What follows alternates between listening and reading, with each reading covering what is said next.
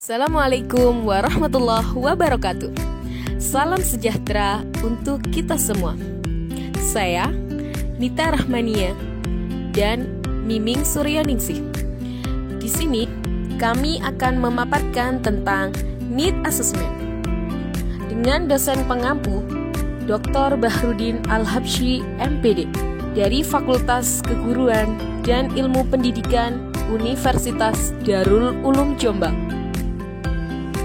Baik, yang pertama adalah asesmen. Asesmen merupakan salah satu bagian terpenting dalam seluruh kegiatan yang ada dalam konseling. Baik konseling kelompok maupun konseling individual.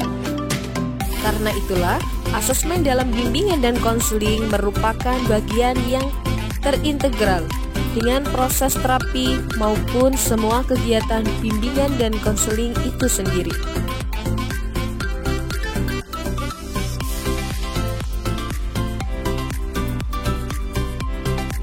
Apakah yang dimaksud dengan asesmen BK?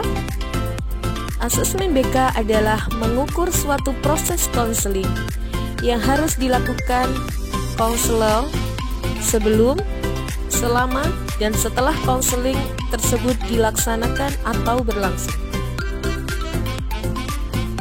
Dalam bimbingan dan konseling, asesmen digunakan untuk mengumpulkan informasi yang memungkinkan bagi konselor untuk menentukan masalah dan memahami latar belakang serta situasi yang ada pada masalah klien.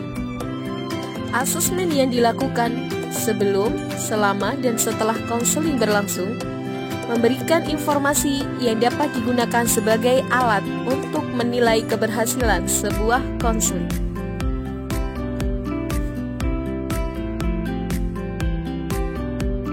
Fungsi asesmen. Yang pertama adalah menstimulasi klien maupun konselor mengenai berbagai permasalahan. Yang kedua adalah menjelaskan masalah yang sebenarnya. Yang ketiga, memberi alternatif solusi untuk masalah. Yang keempat, menyediakan metode untuk memperbandingkan alternatif sehingga dapat diambil keputusan. Dan selanjutnya adalah memungkinkan evaluasi efektif konseling. Ruang lingkup asesmen. Yang pertama adalah sistem asesmen. Asesmen yang dilakukan untuk mendapatkan informasi mengenai status dari suatu sistem. 2. Program planning, yaitu perencanaan program untuk memperoleh informasi-informasi yang dapat digunakan untuk membuat keputusan dan untuk menyeleksi bagian-bagian program yang efektif. 3. Program implementation. Bagaimana asesmen dilakukan untuk menilai pelaksanaan program. 4. Program improvement. Asesmen dapat digunakan dalam perbaikan program. 5. Program certification merupakan tahap dari akhir kegiatan. Jadi, tujuan asesmen adalah yang pertama, orientasi masalah. Orientasi masalah digunakan untuk membuat klien mengenali dan menerima permasalahan yang dihadapinya. 2. Identifikasi masalah. Membantu baik klien maupun konselor dalam mengetahui masalah yang dihadapi klien secara mendetail. 3. Memilih alternatif solusi. 4. Pembuatan keputusan. 5. Verifikasi. Menilai apakah konseling telah berjalan efektif dan telah mengurangi beban masalah klien atau belum. Dalam asesmen terdapat 6 macam kebutuhan yang biasa digunakan untuk merencanakan dan mengadakan analisis kebutuhan. Yang pertama adalah kebutuhan normatif. Kedua adalah kebutuhan komparatif. Ketiga adalah kebutuhan yang dirasakan. 4 adalah kebutuhan yang diekspresikan. 5 adalah kebutuhan masa depan. 6 kebutuhan insidentil yang mendesak.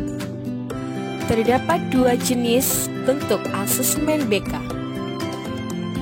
Yang pertama yaitu asesmen teknik tes.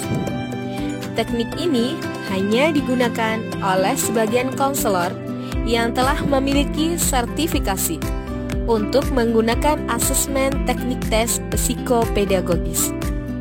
Yang kedua adalah asesmen teknik non-tes. Asesmen teknik non-tes paling banyak digunakan oleh konselor.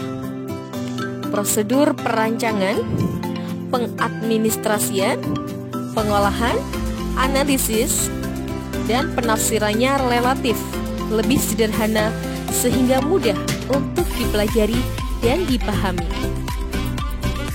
Jenis asesmen teknik tes antara lain tes prestasi, tes bakat, tes minat, dan tes kepribadian. Sedangkan teknik non-tes yang pertama yaitu daftar cek masalah. 2 alat ungkap masalah umum. 3 alat ungkap masalah belajar. 4 wawancara. 5 sosiometri. 6 observasi. 7 angket. 8 inventory tugas perkembangan. Adapun manfaat asesmen adalah 1 sebagai bahan penyusun program. 2 sebagai bahan pemberian bimbingan. 3 sebagai data bahan evaluasi.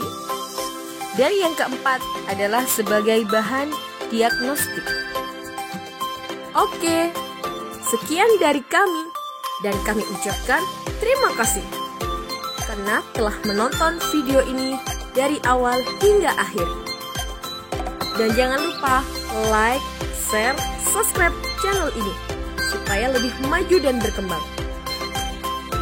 Nyalakan juga lonceng notifikasinya agar tidak ketinggalan video-video baru dari kami. Terima kasih dan sampai jumpa. Wassalamualaikum warahmatullahi wabarakatuh.